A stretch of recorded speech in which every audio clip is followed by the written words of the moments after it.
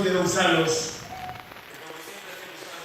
cando se ten reunido, temos a responsabilidade, o deber, o dereito a poñer a funcionar o máximo órgano do partido entre Congreso. Estamos abrindo unha nova etapa. Estamos abrindo un novo ciclo político en Galicia. E este Comité Nacional Galego, que ten que representar a voz da militancia do PSDG e que ten que escoitar a ciudadanía para dar unha alternativa de cambio político ao país, ten a responsabilidade de impulsar a un PSDG renovado, a un PSDG fortalecido, a un PSDG aberto, a un PSDG pegado á rúa, a un PSDG que ten que recuperar o músculo político para dar un cambio de ciclo político ao noso país.